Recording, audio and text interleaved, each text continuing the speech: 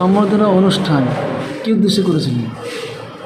সম্বর্ধনা দেওয়ার প্রধান উদ্দেশ্যই হলো বর্তমান ছাত্রছাত্রীদের যাতে পড়াশোনার প্রতি আগ্রহ বেশি করে জন্মায়, তারা ভবিষ্যতে যাতে নিজেকে প্রতিষ্ঠিত করতে পারে।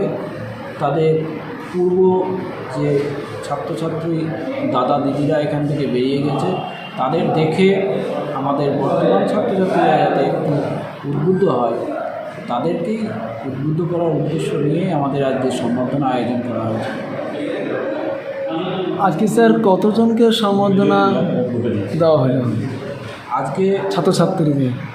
প্রতিষ্ঠিত কৃতি ছাত্রছাত্রীদের মধ্যে 5 জনকে দেওয়া হয়েছে।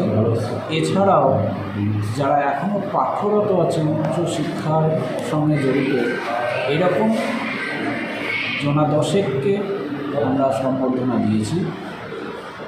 এছাড়া আরও 1 জন কৃতি ছাত্র এবং পাঠরত আরও গোটা 8-10 ছাত্র আমার বিদ্যালয়ে আসতে পারেনি, তাদের সম্বর্ধনা পরে পাঠিয়ে দেওয়া হবে। এই সম্বর্ধনা অনুষ্ঠানের মধ্যে দিয়ে আগামীতে কী বার্তা দিতে চাইছেন ছাত্রছাত্রীদের উদ্দেশ্যে? ব্যাপার হলো, আমরা যে স্কুলটার সঙ্গে জড়িত সেটা নাম ঝুমকা প্রতিবন্ধী আলোক নিকেতন।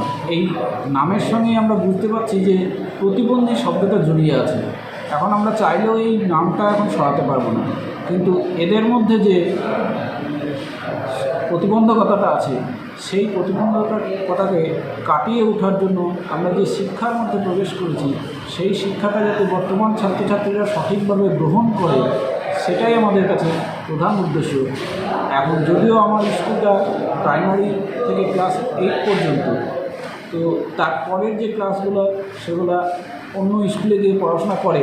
আমরা চেষ্টা করছি আমাদের এই স্কুলকে যাতে আমার মুর্শিদাবাদ জেলায় একটা অন্যতম স্কুল হিসাবে মাধ্যমিক স্তরে তুলতে পারি, তার চেষ্টা আমি আমার জেলা প্রশাসন করে যাচ্ছি। কী নাম আপনার স্যার পরিচয়? লক্ষণ মুখার্জি, ভারপ্রাপ্ত শিক্ষক।